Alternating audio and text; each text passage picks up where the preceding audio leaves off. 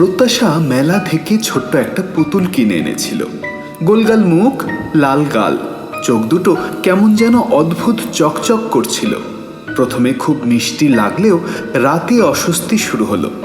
সবার আগে সে পুতুলটাকে টেবিলের ওপর রেখে দিল, কিন্তু মাঝ রাতে ঘুম ভেঙে দেখল পুতুলটা ঠিক তার বালিশের পাশে শুয়ে আছে। ভয়ে কাঁপতে কাঁপতে সে পুতুলটা আবার টেবিলে সরালো, কিন্তু রাতের শেষ পর্যন্ত একই ঘটনা ঘটতে থাকলো। সকালে মাকে সব বলতেই মা গম্ভীর হয়ে উঠলেন। তাড়াহুড়ো করে সাফাই গাড়ি ডাকলেন আর পুতুলটাকে ফেলে দিলেন। প্রত্যাশা স্বস্তির নিঃশ্বাস ফেলল।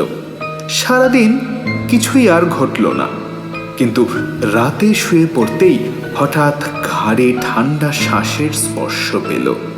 বুক ধরফর করতে করতে চোখ মেলল প্রত্যাশা। দেখল পুতুলটা আবার ঠিক পাশে শুয়ে আছে। এবার তার মুখে মৃদু হাসি, ঠোঁট নড়ছে। প্রত্যাশা জমে গেল বিছানায়।